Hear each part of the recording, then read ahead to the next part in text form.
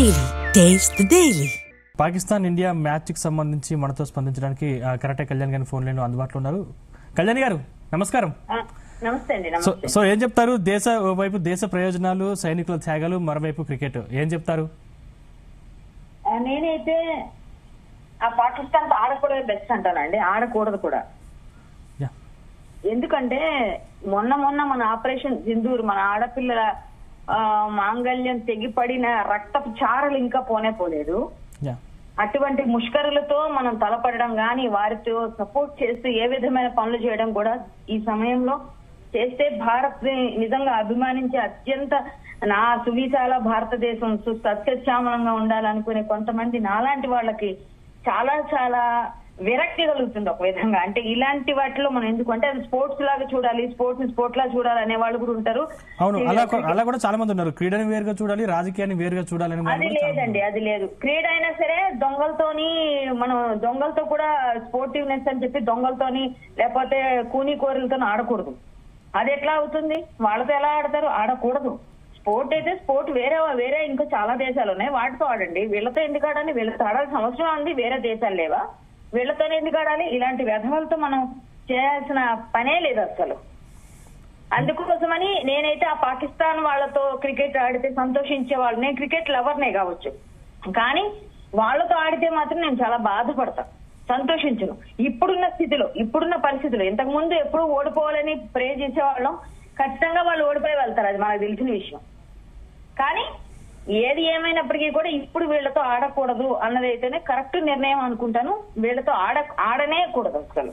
ఇప్పుడున్న పరిస్థితుల్లో దేశంలో జరిగిన పరిణామాల దృష్ట్యా ఇప్పుడు వాళ్ళతో క్రికెట్ ఆడడం అంత పిచ్చి పని ఇంకొకటి లేదని అనుకుంటున్నాను. అంటే ఒకవైపు మనం ఆడకపోతే ఇండియా మాకు తలొగ్గింది, మాతో మ్యాచ్ ఆడట్లేదు, భయపడింది అని అనుకుంటారని చెప్పేసి కొంతమంది వాదన ఉంది కదా. అంటే పాకిస్తాన్ ఆ విధంగా రెచ్చగొట్టే వ్యాఖ్యలు కూడా చేస్తుంది కాబట్టి దానికి అవకాశం ఇవ్వద్దని ఇండియా ఈ విధంగా చేస్తుంది అనుకోవచ్చు కదా.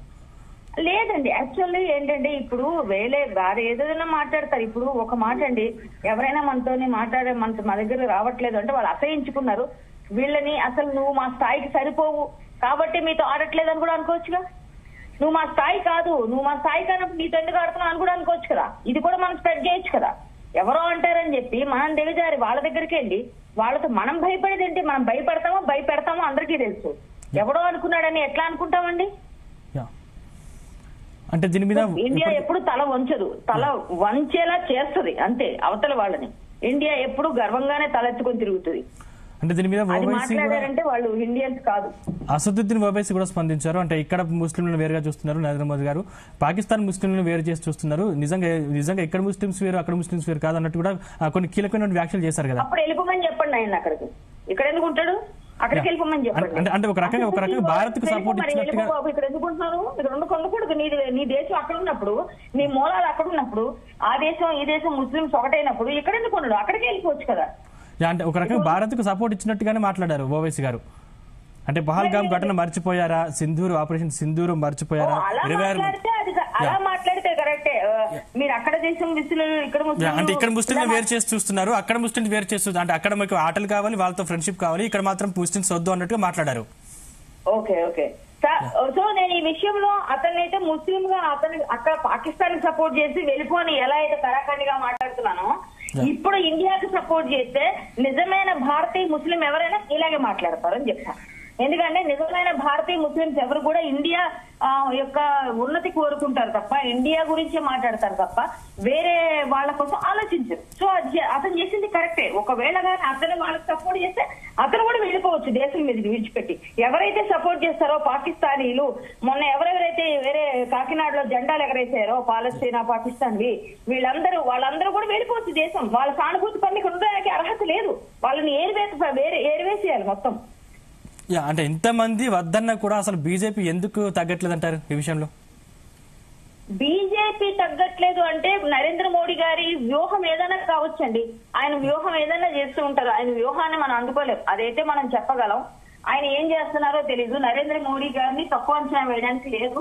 బట్ అది నేనైతే ఒక క్రికెట్ అభిమాని, కానీ నాకు ఇష్టం లేదండి. నాలాంటి వాళ్ళు చాలా మంది బాధపడతారు, మనకి వద్దని అనుకుంటాం. కానీ నరేంద్ర మోడీ గారు తప్పదు మనం వెళ్ళాల్సింది అంటే అక్కడ ఏమైందో, ఏం జరుగుతుందో తెలుసుకోవాల్సిన వెయిట్ చేసి చూస్తే తెలుసుకుంటాం. అంటే మనతో క్రికెట్ ఆడటం వల్ల పాకిస్తాన్ ఆదాయం సమకూరుతుంది, దాన్ని మళ్ళీ మన మీదనే యుద్ధం చేసేందుకు వాడతారనేది కూడా చాలా మంది వాదన ఉంది. అది ఎలాగో తెలిసిన విషయమే కదండి. ఏమంటే దొంగ ఎప్పుడు కూడా ఆ టైంకి మారినట్టు కనిపించినా వాళ్ళు మారాలండి. అంటే దీని మొత్తం మీద ఏ కోణంలో చూడాలంటారు ఇప్పుడు? అలాంటి ఉగ్రవాద దాడులు చేసే ఉగ్రమూకలతో మనం ఆడకూడదు. అందరూ కాదు కదా, వాళ్ళు కొంతమందే కదా అన్న కూడా ఆ బ్లడ్ తో ఉంటది. ఖచ్చితంగా వాళ్ళతో ఆడకూడదు అనే దానికి నేను ఏకీభవిస్తాను. నేను ఒక స్పోర్ట్స్ పర్సన్ కూడా, ఎందుకంటే నేను కరాటే నేషనల్స్ కూడా ఆడి వచ్చాను. కానీ స్పోర్ట్స్ ని మనం అలాగే తీసుకోవాలి. స్పోర్టివ్ అనడానికి ఈ విషయంలో పాకిస్తాన్ తో మాత్రం నేనైతే ఏకీభవిస్తాను. రైట్, థ్యాంక్ యూ కళ్యాణి గారు, థ్యాంక్ యూ అండి.